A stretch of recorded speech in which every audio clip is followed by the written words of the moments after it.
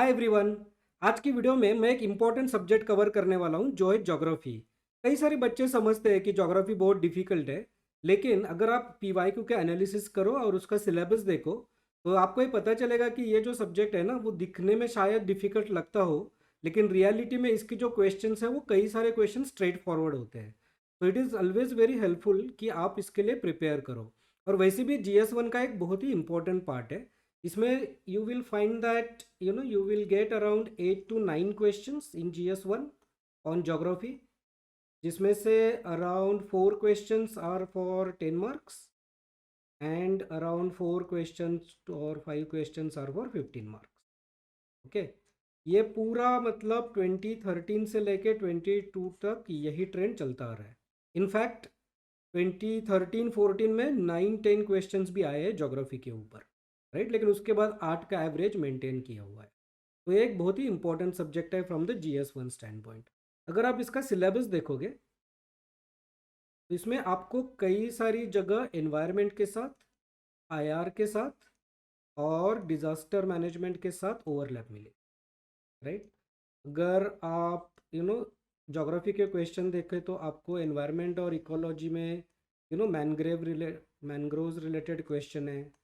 फिर यहाँ पे साउथ चाइना सी रिलेटेड क्वेश्चन है, राइट, जो आपको IR में भी काम कर सकता है, मतलब हेल्प कर सकता है। यहाँ पे लैंडस्लाइड पे कई सारे क्वेश्चंस हैं, टूरिज्म इम्पैक्ट पे क्वेश्चंस है। तो there is lot of overlap with this subject. So अगर आप ज्योग्राफी अच्छी तरह से करते हो तो आपको बाकी के सब्जेक्ट में भी हेल्प हो सकता है, राइट। या फिर बाकी के सब्जेक्ट करते हो तो आप ज्योग्राफी का आंसर उसके साथ मिला के दे सकते हो। तो it is a very important subject. और ये तो आपको पता है कि आपको पीवाईक्यू के एनालिसिस करना होगा, लेकिन मैं कहूँगा कि आपको नहीं करना होगा, क्योंकि मैंने वो एनालिसिस आपके लिए किया है और मैं आपको दिखाना चाहता हूँ। तो मैं आपको दिखाना चाहता हूँ कि अगर आप पीवाईक्यू को ठीक तरह से देखो तो क्या वो थीम्स है, क्या वो टॉपिक्स है जो उभर के आ रहे हैं, जो इंपॉर्टेंट रिपीटेटिव टॉपिक्स है और जिस पे आपको फोकस करना पड़ेगा फ्रॉम द 2023 स्टैंड पॉइंट और even beyond that for the next year, right. तो मैं एक एक्सेल खोलता हूँ जिसमें मैंने ये एनालिसिस किया है। तो ये एक्सेल में आप देख सकते हो कि मैंने 22 से लेके 21 से लेके 2020 के I have actually looked at all the questions of geography until 2022 से लेके 2013 तक। ओके, और कोई भी क्वेश्चन मैंने इसमें छोड़ा नहीं है। तो you can rely on this analysis 100%। लेकिन मैंने क्या एनालिसिस किया है, मैंने देखा है कि फॉर एवरी क्वेश्चन की उसका मेन थीम या मेन एरिया ऑफ ज्योग्राफी क्या है, फिर वो कौन सा टॉपिक है और उसका सब टॉपिक क्या है, क्या वो इंडिया का क्वेश्चन है या वर्ल्ड ज्योग्राफी का क्वेश्चन है। ये सब एनालिसिस मैंने किया है, जो मैंने ये नेक्स्ट टैब में आपको समराइज करके दिखा रहा हूँ। तो देखो, these are basically topics and subtopics here and you can see the years here। okay? So ये 2013 से लेके 2022 तक। तो ये जो फर्स्ट देखो क्लाइमेट है, व्हेन आई से climate it is actually the topic और सब टॉपिक ऑफ फिजिकल ज्योग्राफी, लेकिन इसमें बहुत सारे क्वेश्चन है इसलिए मैंने को एक अलग थीम में डाला है। Okay, but otherwise things like climate, oceanography, ये दोनों भी फिजिकल ज्योग्राफी का ही पार्ट है, लेकिन मैंने उसको अलग बनाया क्योंकि अपने आप में उन पर कई ज़्यादा क्वेश्चंस पूछे गए। तो आप देखो कि इसमें 7 क्वेश्चन पूछे गए, जनरली 2017 से पहले पूछे गए। एंड व्हेन आई से climate, this is actually the physical geography का क्लाइमेट का कॉन्सेप्ट। तो देखो, air mass, cryosphere, cyclones, El Nino, India का मॉनसून, वर्ल्ड का मॉनसून। एक मॉनसून एक इम्पॉर्टेंट टॉपिक है, एग्रीकल्चर से भी रिलेटेड है। तो आई वुड से दैट कई दिनों से इस पर क्वेश्चन नहीं आया, तो that is one important topic according to me, right. Monsoon को हम लोग एक इम्पॉर्टेंट टॉपिक मान सकते हैं from this year stand point. ठीक है, नेक्स्ट है क्लाइमेट चेंज। अभी ये तो मुझे बताने की आपको ज़रूरत नहीं है, क्लाइमेट चेंज इज़ इम्पॉर्टेंट। अगर आप क्लाइमेट में देखोगे तो there have been 6 questions only on climate change and all these are in the recent years, so this is also important topic। इसमें क्या क्या पूछा गया है, देखो इसमें रिपीटेटिव है। ओके, आर्कटिक और हिमालय का आइस मेल्टिंग, ग्लेशियर्स मेल्टिंग के बारे में पूछा गया है, increasing water levels, desertification, coral life system and forest resources. तो ये इम्पोर्टेंट एरियाज जो ऑलरेडी पूछे गए हैं, ओके।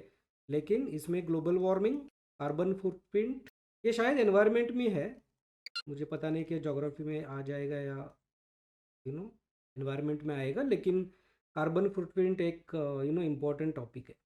लेकिन from the geography stand point, impact on various aspects of geography, the life, coral life, मतलब marine life, forest reserves, water reserves, availability of water, temperature increase, ये सब इम्पोर्टेंट टॉपिक है। ये 100% इम्पोर्टेंट है। 6 questions have been asked in the recent past. Next देखो, interesting है disaster.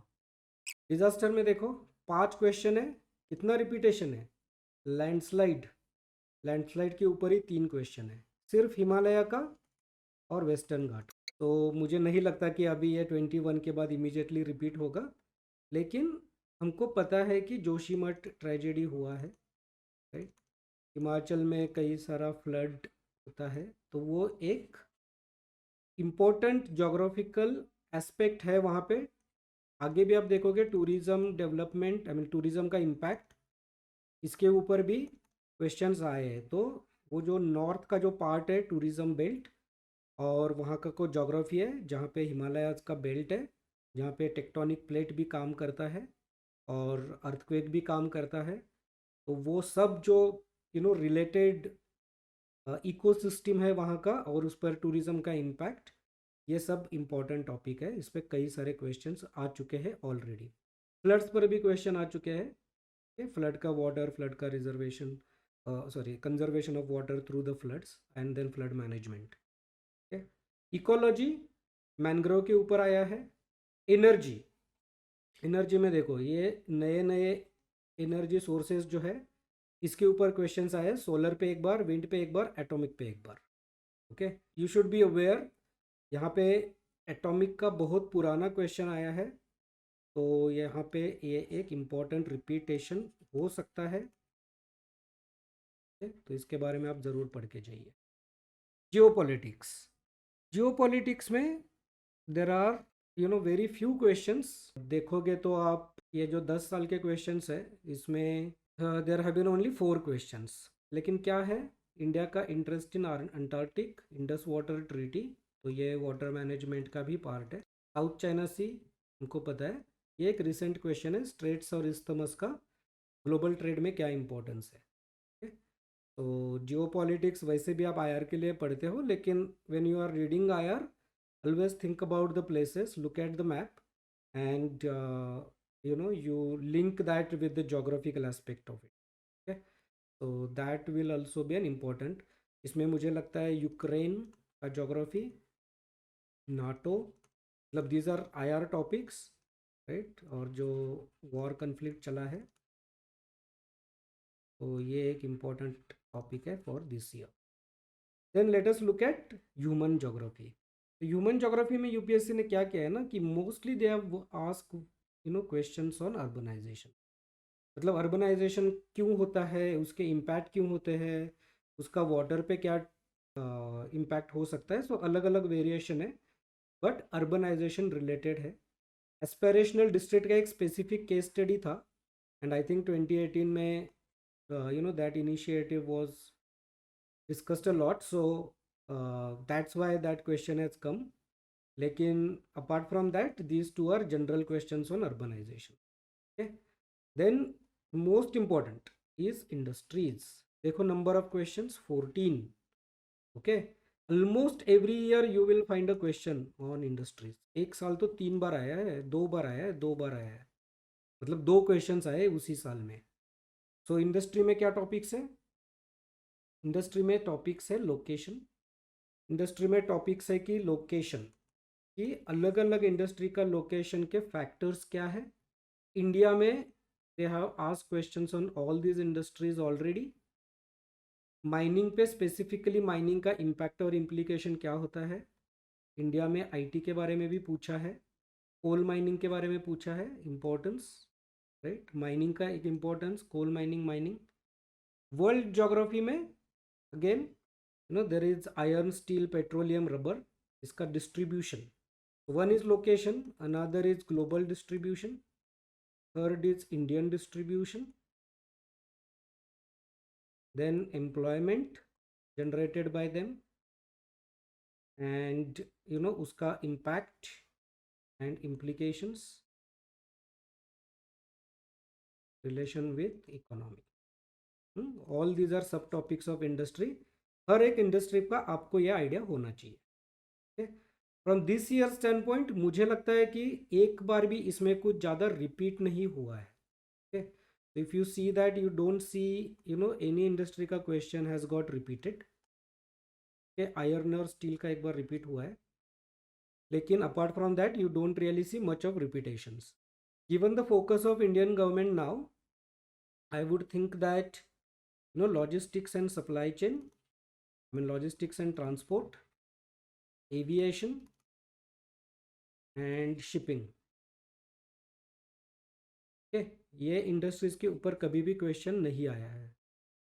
And these are newly emerging industries और newly emerge industries.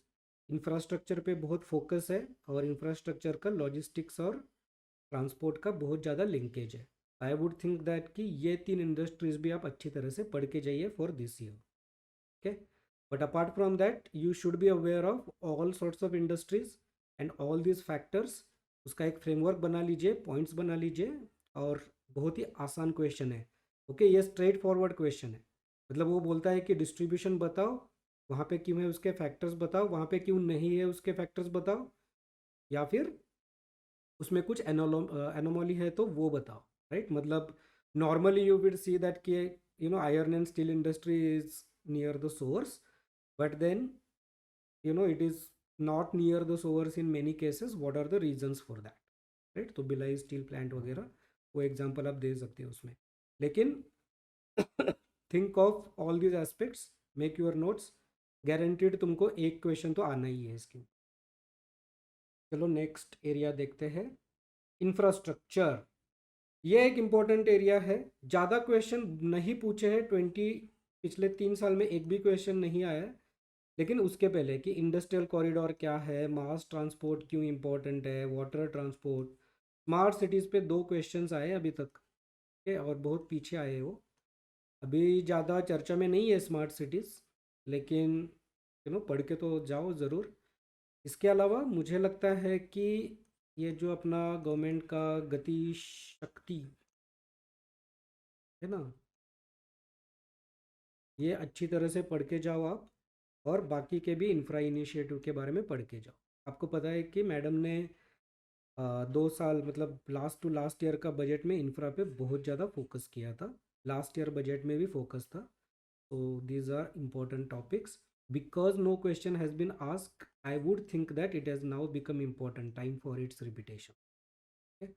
So infra is also important. Natural resources, obviously, water, land, mineral resources.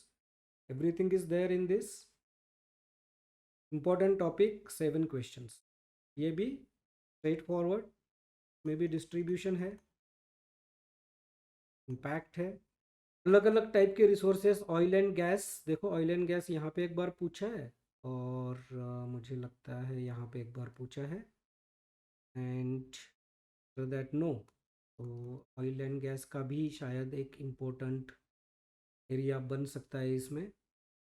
बाकी तो थोड़े India related questions, very specific, Deccan trap का potential क्या है natural resources का, and mineral oil तो है ही। ओशनिक रिसोर्स पर भी एक क्वेश्चन आया है, तो इसको मैंने एक ओशनोग्राफी में भी डाला है। तो ओशन रिसोर्सेज पे,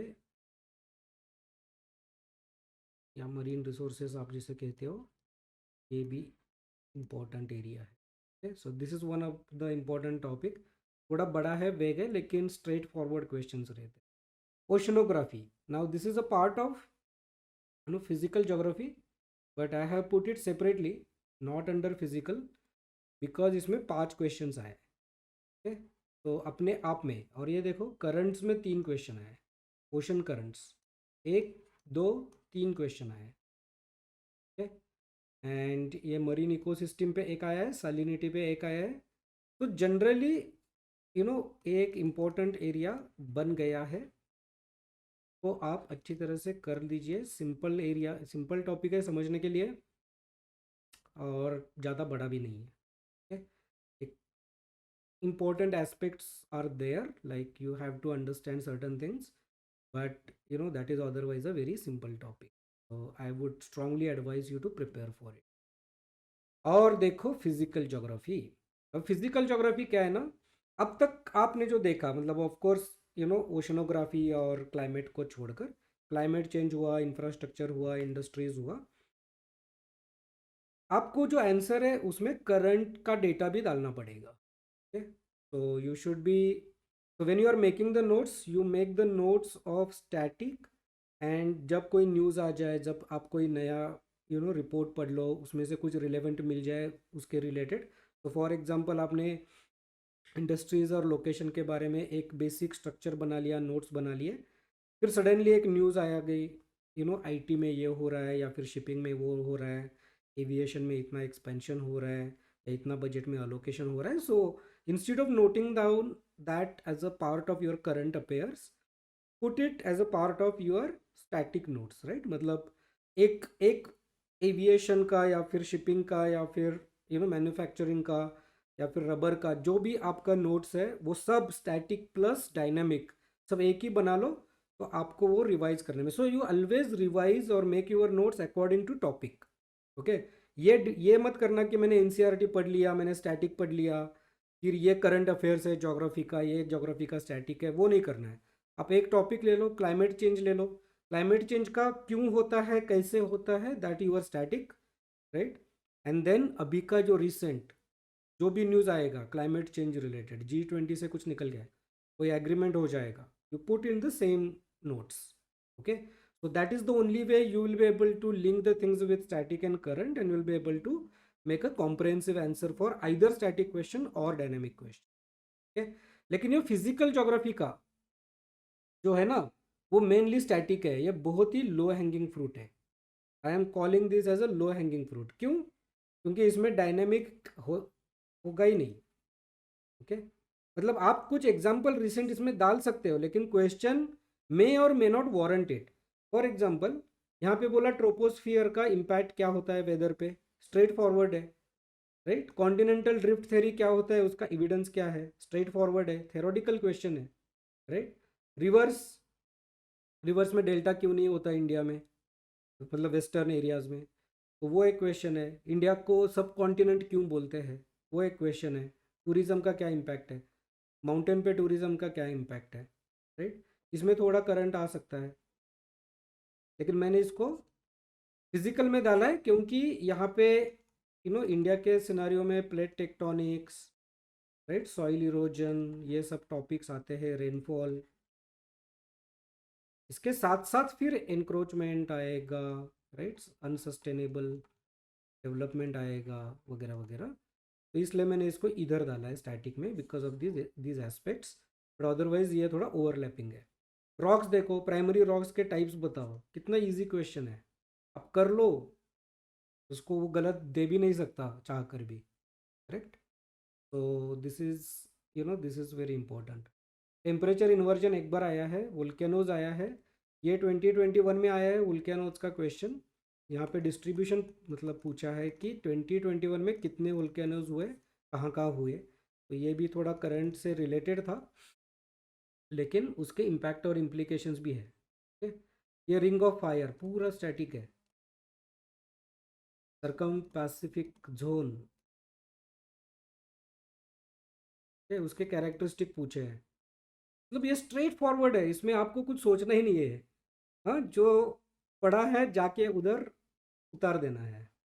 फिर देखो वर्ल्ड का फिजिकल में क्या क्या पूछा है, माउंटेन का डिस्ट्रीब्यूशन अलाइनमेंट पूछा है, आइलैंड्स क्यों होते हैं पूछा है, डेजर्ट्स के लोकेशंस और एक्सपेंशन के बारे में पूछा है, ट्रॉपिकल साइक्लोन्स के बारे में पूछा है, interior of the mantle plume का क्वेश्चन है, ठीक है। ये भी सब डायरेक्ट क्वेश्चन है। So physical geography according to me concept oriented है, लेकिन एक बार आपने समझ लिया तो बहुत ही ईजी है लिखने के लिए. तो I would strongly advise you to focus on this, prepare for. Okay, then next one. और क्या आता है? हाँ, ये एक एरिया है वाटर रिसोर्सेस. ये लास्ट वन. ये वाटर रिसोर्स पे बहुत सारे क्वेश्चंस आए, 7 questions as you can C.